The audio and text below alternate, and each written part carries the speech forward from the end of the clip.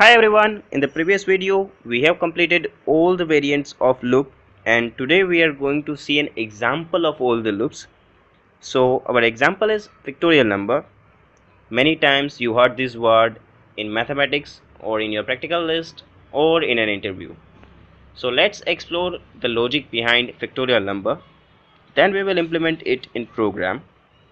Factorial is multiplication of all the numbers between 1 and the number that you want to find factorial of. Let's take 5 as example. Factorial of 5 is 120, but the question comes in mind how we can find it.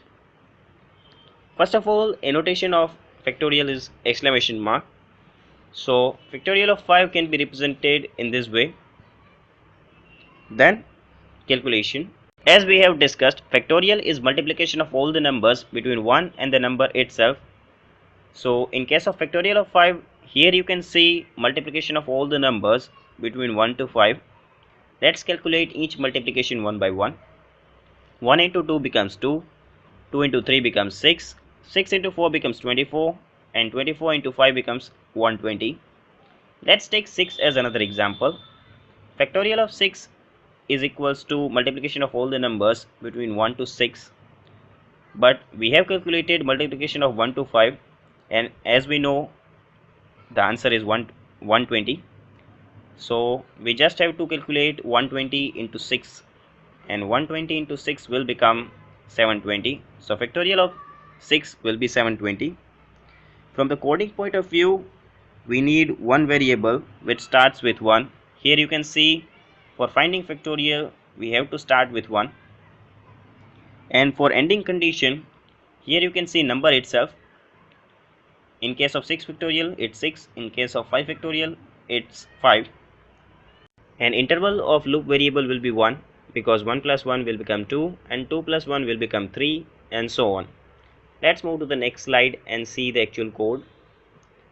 Here you can see our loop starts with 1 as we have discussed and ends when I is greater than number, and obviously interval is 1. But we need one more variable to store the result of each multiplication in each iteration as we have discussed in the previous slide. Here as we have discussed 1 into 2 will become 2, so we have to store 2 and then we multiply it with 3, then we have to store 6 and then we can multiply it with 4. In order to do this we need one variable, let's call it temp. Now let's check what will happen if this loop gets executed. But first of all we have to declare an initialize temp, otherwise we will get an error called variable might not have initialized or cannot find symbol. So let's initialize it.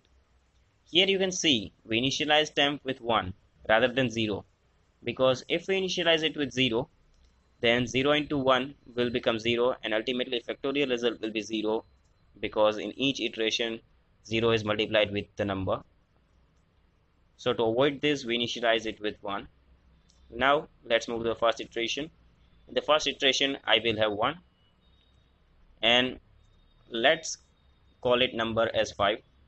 So 1 less than equal to 5 condition will be true and compiler will move to the statement. Here at this point temp will have 1 and I also have 1, so 1 into 1 will become 1. After the first iteration temp will have 1 as a value. After that i's value gets incremented. Now I will have 2 as a value, so 2 less than equal to 5 condition is true. Compiler will move to the statement. At this point temp has 1 as a value and I has 2 as a value, so 1 into 2 will become 2. After the second iteration temp will have 2 as a value. In the third iteration i's value is 3, so 3 less than equal to 5 condition is true. Compiler will move to the statement. At this point temp has 2 as a value and I has 3 as a value, so 2 into 3 will become 6. So after the third iteration temp will have 6 as a value. In the fourth iteration I will have 4 as a value.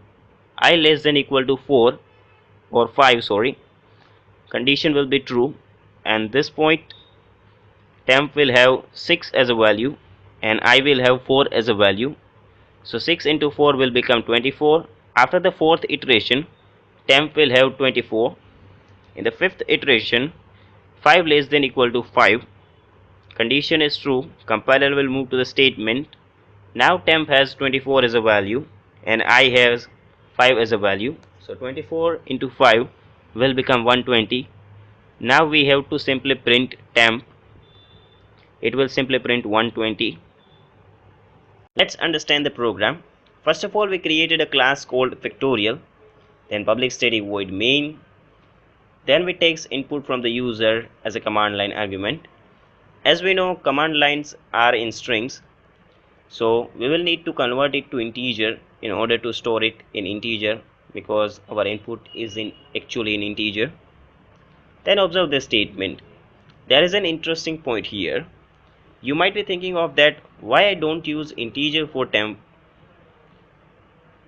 Yes, we can use integer, but it gives correct result up to 12, because factorial of 13 will exceeds the range of integer, so it will give not a correct result or incorrect result. Then third statement, here I have to demonstrate these optional parts. In for statement, I can omit any of the parts or all three. I can actually omit this condition also on this increment also, but in this case this loop will become infinite loop. Now the question comes in mind, what is infinite loop? Infinite loop is something that executes itself infinitely. Let's control Z it, then we move for the while statement. The general difference between for and while is that you can omit this condition or expression part in for loop, but in while loop you cannot omit this. If you try to omit this, then you will get an error called illegal start of expression. Similarly, for do while also you will get an error called illegal start of expression. All the three loops implement the similar logic that we have discussed. Let's compile it, then let's run it. We have to pass command line argument, like number that we want to find factorial of. Let's find factorial of 5. As we know, it's 120. Let's find factorial of 13. It is something big number, you can read it out. Example of enhanced for loop is still remaining. We will see it in later videos. Until then, this is Vishnu signing off. Thank you for watching. Don't forget to subscribe us. Please press the bell icon for latest updates. If you have any doubt about the video, you can ask me on the comment section. Goodbye.